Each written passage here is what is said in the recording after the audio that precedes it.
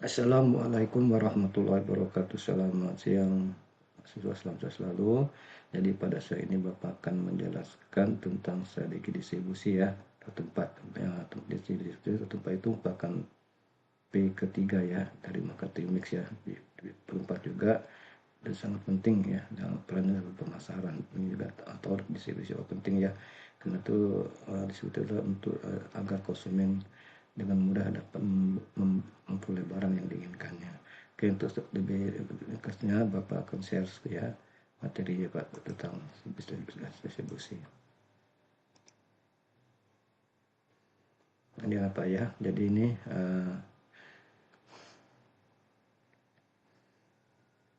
inilah strategi distribusi. Jadi distribusi tempat ya. Jadi pertama pilihan strategi distribusi tempat. Jadi distribusi ada dua macam, yaitu distribusi langsung ya, distribusi langsung, kemudian distribusi tidak langsung ya. Jadi pertama distribusi tidak langsung, distribusi intensif, distribusi selektif, distribusi eksklusif ya. Kemudian kita bisa bagaimana menentukan tempat yang tepat ya, kemudian strategi macam strategi dan sebagainya, dan ada dengan kisah inspiratif ya. Oke, pertama kita akan membahas tentang distribusi langsung ya, distribusi langsung.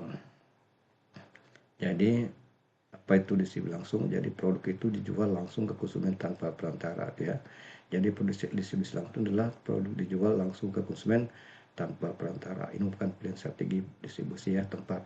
Jadi produk itu dijual langsung ke konsumen tanpa perantara. Contohnya misalnya jual lewat toko sendiri atau website, WhatsApp. Contoh, jadi distribusi langsung ini cocok digunakan kalau mau mengontrol penuh harga dan brand dan produknya custom atau high touch. Apa itu produk custom atau high touch? Jadi produk custom atau itu ini maksudnya produk yang butuh interaksi intens dengan pelanggan ya. Itu produk custom atau high touch itu maksudnya adalah produk yang butuh interaksi intens dengan pelanggan dan sering dibuat sesuai permintaan pelanggan, maka custom. Jadi inti penjelasan simple dan contoh biar kebayang ya apa itu produk custom high touch. Pertama, custom atau customisasi itu produk dibuat sesuai dengan pelanggan.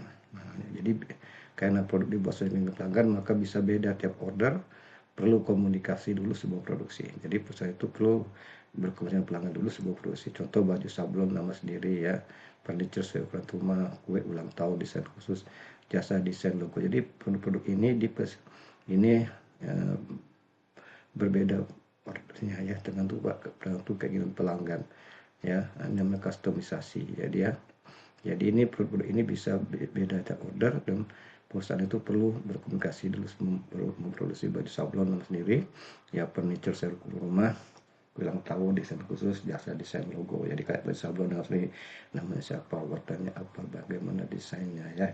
Dan ini perlu berkomunikasi dengan pelanggan. Demikian juga di perabot rumah tangga, seluruh rumah, bisa kursi ya, meja misalnya lemari dan sebagainya ya, kue ulang tahun desain khusus ya. Oke.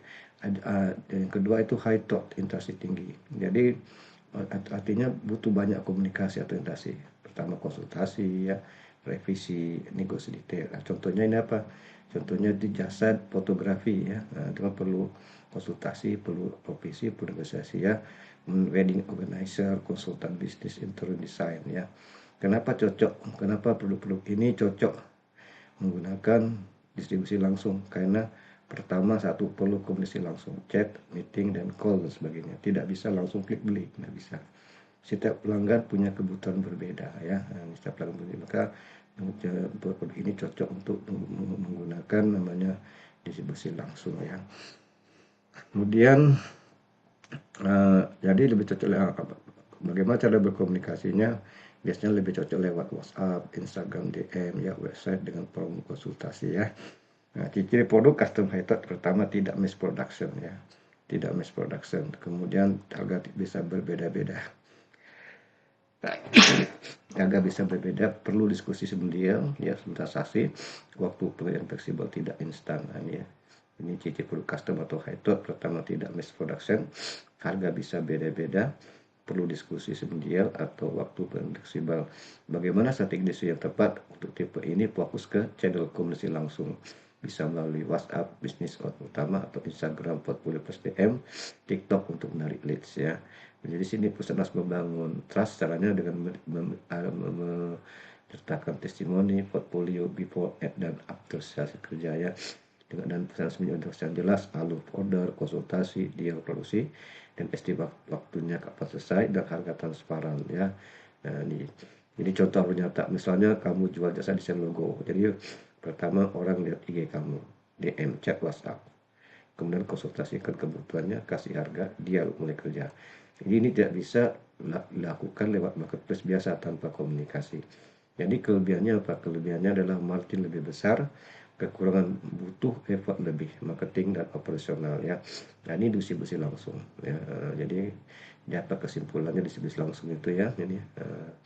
Jadi produk itu yang sifatnya custom dan high touch ya. Jadi bisa order bisa beda, perlu komunikasi sebelum produksi ya.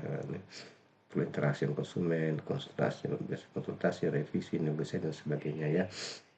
Bisa menggunakan WhatsApp, Instagram, TikTok, dan website yang ada chatboxnya atau pada forum konsultasinya ya. Kemudian ciri-cirinya intinya tidak mass production, harga beda-beda, perlu diskusi sebelum deal, transaksi, waktu punya fleksibel ya. Oke. Kemudian distribusi tidak langsung ya. Kalau distribusi langsung itu artinya lewat perantara ya. Reseller, distributor, marketplace. Jadi contoh Tokopedia, Shopee, agen, toko retail. Nah, ini kayak banyak di Pontianak nih ya. Sekarang agen toko retail, jadi ini lewat perantara. Jadi kalau Anda bisa pesan baju melalui Tokopedia itu perantaranya Tokopedia ya.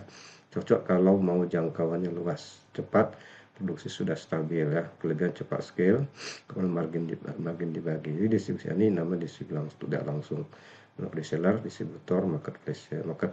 Di Pontianak banyak yang namanya reseller ya, distributor, marketplace ya, perantara tuh ya. Kemudian distribusi intensif, nah ini ya, distribusi artinya ada produk itu tersedia di banyak tempat, nah itu intensif distribusi. Jadi ada produksi di banyak tempat, contohnya makanan ringan, minuman, pulsa, tidak ada mana-mana ada ya. Nah, tujuannya gampang ditemukan di mana-mana, itu namanya distribusi intensif. Anda beli pulsa bisa di counter-counter dan banyak tersedia di mana-mana ya, tinggal cari saja ya. Ini namanya intensif, makan ringan, minuman, pulsa dan sebagainya.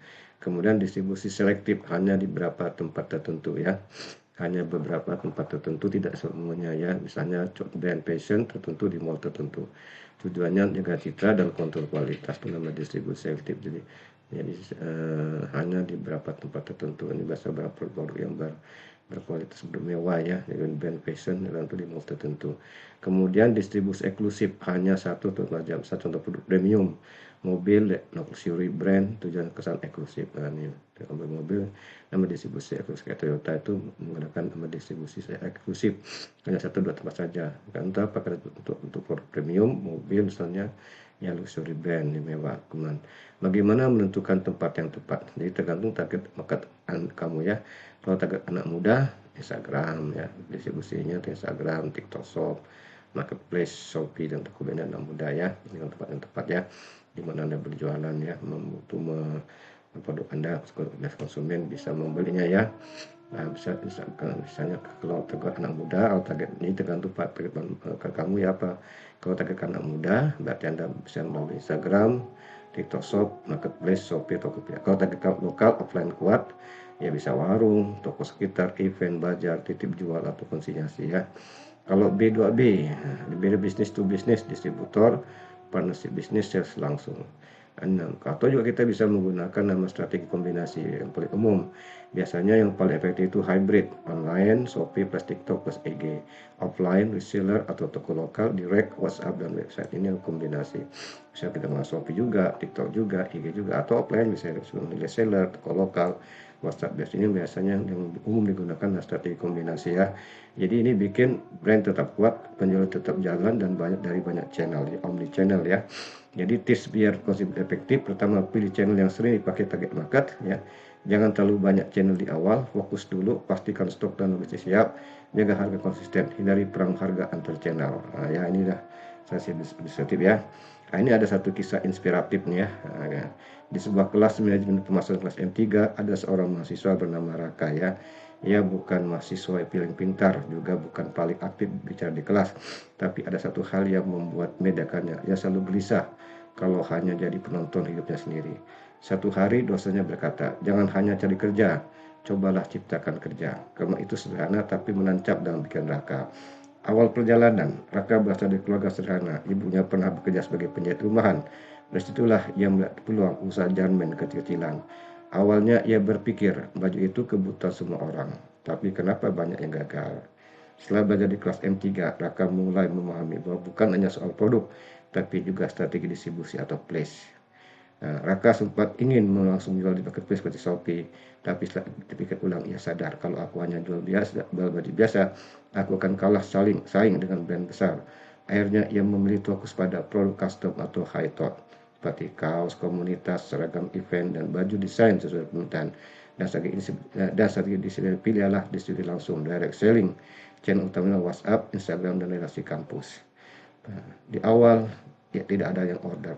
Bahkan teman-teman di sini hanya bilang, nanti ya Pak, nanti ya Rak. Raka sempat ragu. Ia bertanya dalam hati, apa aku salah pilih jalan? Tapi ia tidak berhenti. Ia mulai membuat desain contoh, upload di Instagram, menawarkan rekomendasi kampus. Sampai akhirnya order pertama datang dari UKM kampus. Jumlahnya tidak besar, tapi cukup untuk membuktikan ini bisa jalan. Sering waktu Raka menjadi sesuatu yang penting. Orang tidak hanya beli baju, mereka beli cerita, identitas, dan pengalaman. Karena itu strategi high touch yang ia pilih justru jadi kekuatan. Ia ngobrol langsung dengan klien, memberi saran desain, fleksibel sesuai kebutuhan. Dan dari situlah muncul percayaan. Ya, ini refleksi di Raka. Di satu malam setelah menyelesaikan pesanan, Raka menulis di buku catatannya, aku bukan gagal karena tidak punya modal besar, tapi aku bisa gagal kalau aku tidak berani mulai. Strategi bukan tentang ikut-ikutan, tapi tentang memahami siapa diriku dan siapa targetku. Aku tidak perlu jadi yang terbesar dulu, aku hanya perlu jadi yang paling relevan bagi pelangganku. Jadi dari kisah ini ada pesan inspiratif. Kisah Raka mengajarkan bahwa tidak semua bis harus besar dari awal. Tidak semua harus ikut trend marketplace. Kadang justru kedekatan dengan pelanggan adalah keunggulan utama. Nah, ini ya kisah inspiratif dari sang Raka. Dari kisah ini silakan Anda jawab pertanyaannya. Pertama, apa alasan utama saya ingin mulai usaha? Ya, saya kalian support dan apresiasi untuk Anda ya semua. Apa alasan utama saya ingin mulai usaha?